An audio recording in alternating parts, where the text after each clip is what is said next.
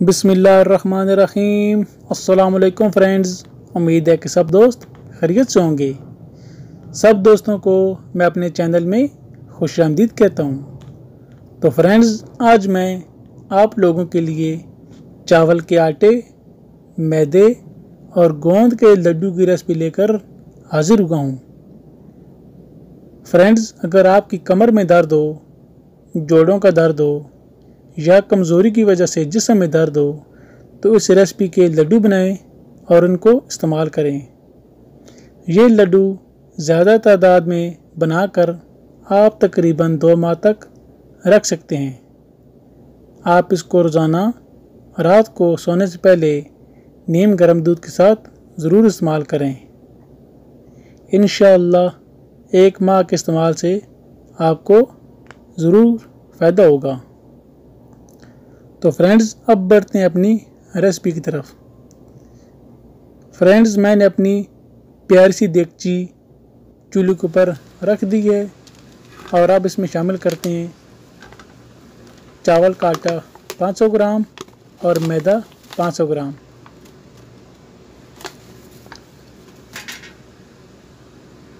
चावल का आटा और मैदा शामिल करने के बाद इन दोनों को अच्छे तरीके से मिक्स कर लेंगे और लो फ्लेम पर 7 से 8 मिनट तक भून लेंगे। तो फ्रेंड्स, 7 से 8 मिनट गुजर चुके हैं।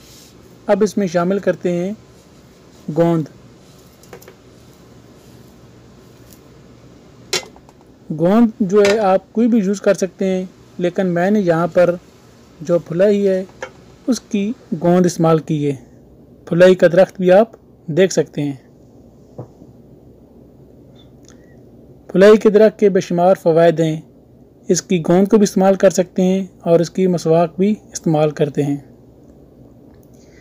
गोंद शामिल करने के बाद लो फ्लेम के ऊपर मज़ीद 7 से 8 मिनट तक भून लेंगे और इसके बाद जो अपनी ड्राई फ्रूट्स वगैरह हैं ये इसमें शामिल कर देंगे।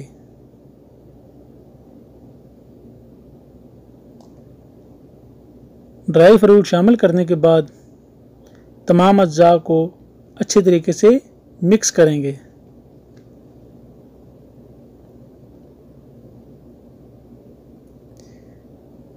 तमाम अज्जा को मैंने अच्छे तरीके से मिक्स कर दिए और इसकी लुक आप देख सकते हैं। मज़ीद 3 से 4 मिनट तक फ्राई करेंगे और उसके बाद जो मैंने देसी घी लिया है 750 ग्राम, ये भी शामिल कर देते हैं और अच्छे तरीके से मिक्स कर लेंगे।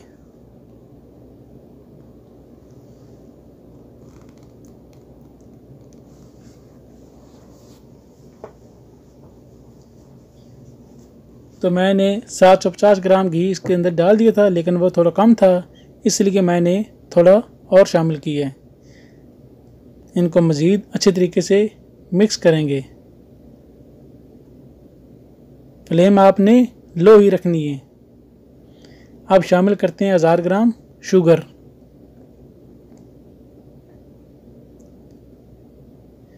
इसके ज़ायके, टेस्ट और खुशबू को मज़ीद बढ़ाने के लिए मैं शामिल करूँगा इलायची पाउडर 1 टेबलस्पून।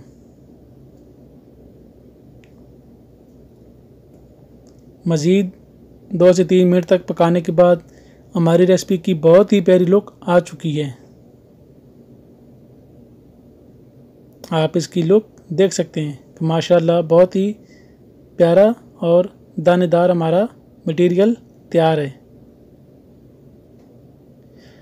अब मैं इसमें शामिल करता हूँ नारियल का पाउडर, जो कि मैंने लिया था 250 ग्राम।